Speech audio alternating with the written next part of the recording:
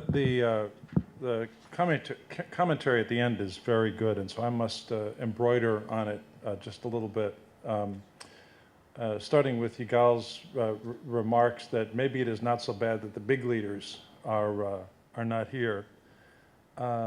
It occurs to me that just as recovery happens, within the person, and is facilitated by the therapist or by the rehabilitation specialist, change ultimately happens from the bottom up.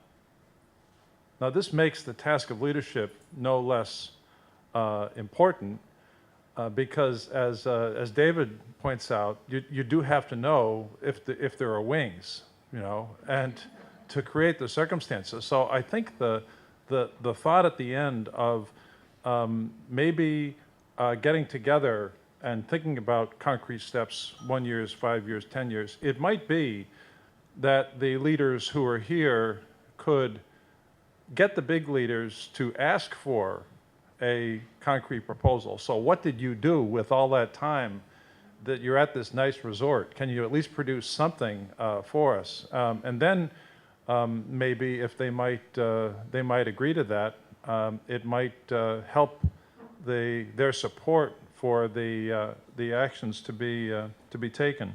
So I thought those remarks at the end were all very very sensible. And then I just have to say that at a personal level, for me, were it not for the invitation to be with you, I probably would never have come to Israel, or Barbara. We don't have that tradition in our family, but given the opportunity to come here, we jumped at the chance, both of us, in order to experience a little bit of this country that is small and powerful, and smart and soulful. So it is, I want to thank you for the opportunity to be with you, to hope that perhaps this does become not a turning point, because your direction is right, but maybe a point of inflection to continue and accelerate the extraordinary work you've already done. So thank you. I know we've talked individually, all the visitors. We're very, very appreciative of the warm welcome and the thoughtful commentaries and the engagement and the sense of joint learning. And my sense is that may be a model that has wider application than just in this room. So, David gave a story of his first involvement in the mental health system. Let me tell you mine. I was 14 and an opportunity came up at school to do some voluntary work. So I put my hand up for that, and I went along to the local psychiatric hospital. And I was met, because it was part of a formal program, by one of the nurses from a ward. And she took me along this long, wet, for reasons you can understand, corridor to the ward. We opened the ward, and there was the day room. And there was a man sitting, masturbating. And the nurse moved me past him and said, "Oh, don't mind him, he's always doing that." And she moved me straight to the other end of the ward and held my face up to a window to look inside. And there was a man inside there in a straitjacket, banging his head on the wall. That was my first experience of the system. And one story I have is that the rest of my life has been about trying to find the person, not the patient. And I guess one of the things that is helpful to know is to recognize for yourself what the markers of that process are. So one marker is that you, for example, if you are working with someone, you see how they have come to see the world as they see it. You connect with sufficiently the person to see how they come to view their experiences in the way that they do. When I first entered the mental health system as a proper paid worker, I was taught distraction therapy. Distraction therapy, which sounds very grand, is if the patient starts talking about delusional beliefs, change the subject. That's what I was taught. one of the great breakthroughs I think we've had is that actually experiences have meaning. So embedded in the cognitive behavioural therapy for psychosis approach, which I use in my therapy work, is an understanding that, for example, someone who hears voices, those voices will have meaning. They may be literal meaning. They may be the voice of someone who has abused them. They may be thematic meaning. They may capture themes that are dominant in that person's life, such as being a victim. But the voices are not meaningless epiphenomena of a mental illness. They have meaning. Another test, if you like, of are we seeing the person is being surprised by the person. Do I, in my work with someone, sometimes go, gee, that's a real surprise? Because if I am not ever surprised, I'm probably not supporting the person to grow in themselves and to create a surprising space between us where I can learn. One of the challenging things is sometimes mental health professionals like me need to get out of the way of people's recovery. That's a pretty challenging idea. And I hear sometimes in England people talking about realistic expectations. There is nothing so toxic to hope as realistic expectations. And sometimes we can demonstrate that. So the work of Professor Drake in terms of challenging the notion of work readiness, that someone has somehow to be prepared and trained and supported to get to the point of doing the things anyone else just tries through doing, has really punched a big hole in that concept of work readiness. It's actually better to go out and try a job and learn the skills on the job. Another approach I'd commend to you in terms of seeing the person, not the patient, is meeting and working with someone outside of those formally defined roles. So, for example, I have learned such a lot doing joint training with service users. So the two of us, myself speaking as a professional, my colleague speaking from a service user perspective, jointly training and working with rooms of people is a gift to me. So in terms of answering the challenge that was put out earlier, perhaps the thing to take away is one different thing that you will do to seek to see the person, not the patient. Thank you. When I was a young boy growing up, I was put in classes with the other kids who were supposedly smart or advanced, and that meant, this was in rural Florida many years ago, that meant that all my classmates and friends were always Jews. They were the smart kids. And so all of my friends were Jews. And then I went into academics, and the same thing happened again. Everybody I know in psychiatry. And so I've had... it may change. Anyway, I've had this lifetime of being envious of the culture that my classmates and friends exposed me to, and it's been a great experience, and I really will always keep this in my heart being here. Thank you. Well, I'll just start with a health warning. It's really easy for somebody in my or our situation to go into a place and think, aha, I can see what's going on.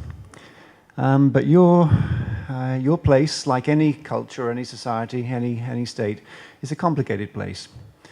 And so I may have, so far, only a really very superficial understanding about your setting. So having said that, I'm not going to say much now, but I've really got 4 questions for us to think about.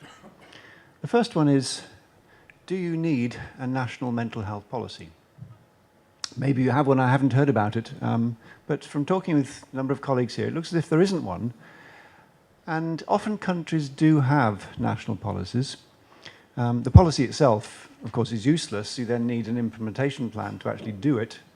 But I wonder whether having a policy might be useful as an overarching entity, not least of which is to bring people together. In Australia, for example, they have a group called a peak body, which is a type of committee that advises government. It's got all sorts of people on it, drawn from a wide range of stakeholders, and government talks with them, listens, or at least seeks advice, sometimes takes advice from that group as well, which is deliberately encompassing to bring all the different groups together at some point. And of course, in that place, they then get to know each other, and over time, what's happened is they've come to increasingly form alliances on a small number of priorities which they all support.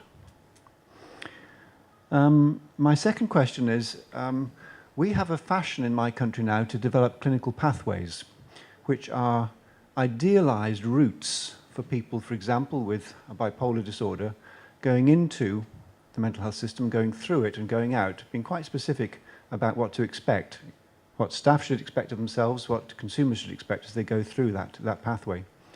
And my specific question is, do you have pathways out of rehabilitation? My third question is, do you want or need a national program to reduce stigma? It's come up again and again and again, our discussions, repeatedly, as being a fundamental block, barrier, impediment. And there is now increasing evidence that we can change this. It's not a given, it's not fixed. And is that something that you, I think you first, and then maybe pressurizing your government to make an allocation? In my country, we do have such a program recently. The government essentially gave nothing, no money. So it all came from charities. The lottery paid for it. But do you want to somehow create a movement, you could call it a social movement maybe, which would fundamentally challenge and roll back stigma and discrimination?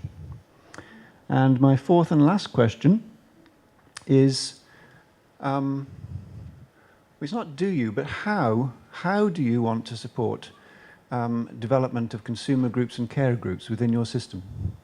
Quite a lot of people have said to me, well, we have a number of groups, but they're fairly early or they're not yet strong, but we'd like to encourage that.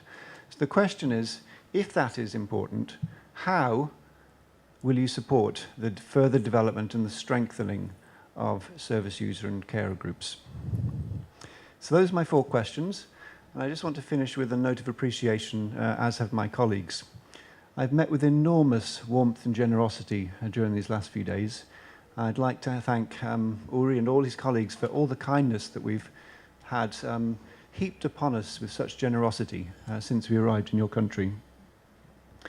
I was going to say a word about the beauty from looking out of my hotel room, seeing egrets and parrots flying around. I think so. I think I'll say the beauty of the egrets was very striking. And just say thank you, and I'm sure we'll keep in touch. Thank you very much. Well, thank you very much. Just about a week ago, I told my wife, oh, I wish I'll be older by a week, you know. I want this to be over. I was so concerned that something would go wrong. Apparently, it was okay, I guess. David, aren't you happy that they closed down the Talbia now? You don't owe a parrot to bring it back. Well, don't worry. Although it's written in the schedule that I should keep you here until 4:30, I'm not going to do that. Although I'm quite tempted because I wanted to comment on so many things, but I won't. It's very hard to summarize that.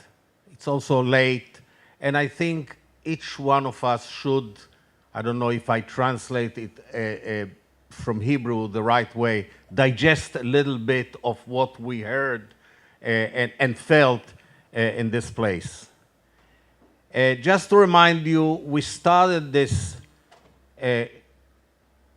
workshop to celebrate or to use the 10th anniversary of this law that we felt was a good law, but now we got confirmation that indeed we did quite well on legislating a law that confirms the right of people and creates a system, a dynamic that should now be developed. But the work is not completed, of course not. Many issues were brought up in this, and we shouldn't go with all the compliments that we get, and thank you for all the compliments you gave us, but with all the compliments, some of them are, we perhaps deserve them, but I'm concerned very much that people pat themselves on the shoulder and say, oh, we've done a great job, and then forget about it and don't do anything yet. Lots of work yet to be done.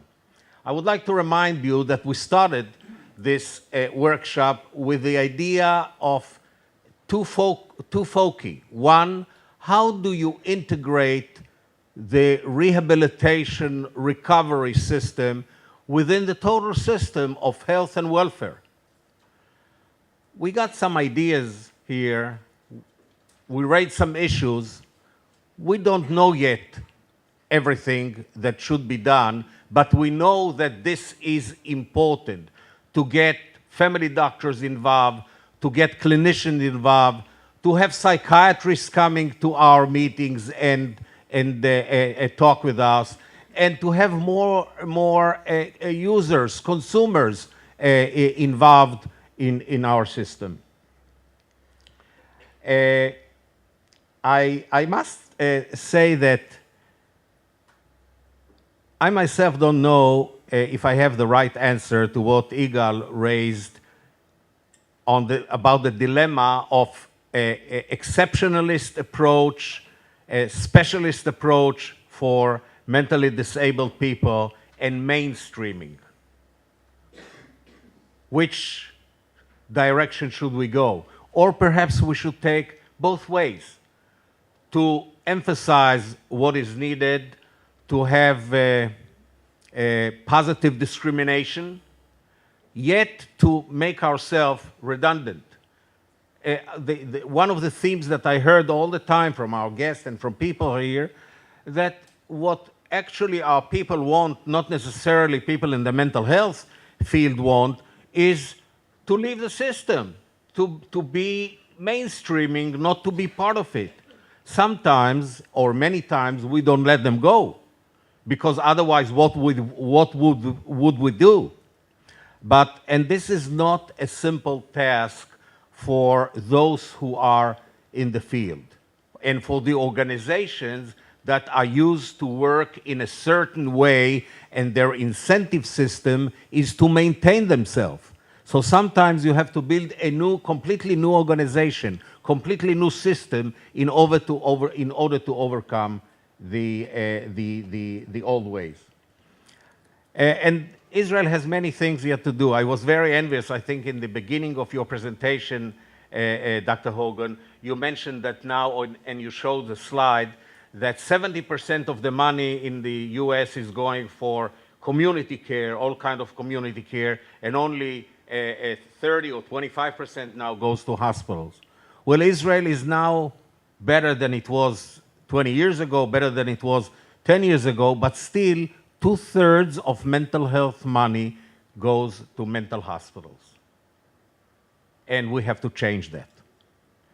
And as I mentioned myself, during that period, although many what we call private hospitals were closed, none of governmental hospital for mentally ill people was closed in Israel, and I think some of them could, and it should or could be in a psychiatric acute department in general hospitals.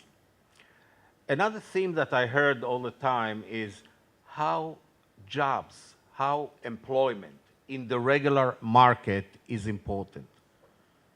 Now, Ronit, who asked a question before, knows, and many other people who deal with that, know how difficult it is in this country to get a job for a mentally disabled person in the regular market. In addition to the fact that we mentioned that, and I think I made this comment myself earlier, that the system actually punishes people for being successful. They lose their benefits. They lose many other things that they continue to get, aside from the fact that they used to that, as being mentally ill or being mentally disabled. So we have to break the cycle. It's not an easy task. There are many other questions, and I'm not going to dwell on them. You're tired, you want to go home, and although I'm very tempted to continue to talk, but I wanted to raise another possibility.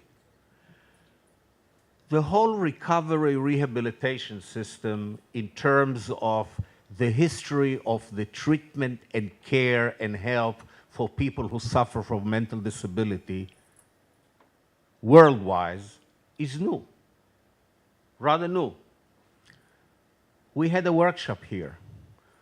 Why don't we think about having maybe every 3 years, somewhere in the world, maybe in the US, maybe in the UK, maybe somewhere else, another workshop, and evaluate every period, what are we doing, where are we, what can we learn from one another?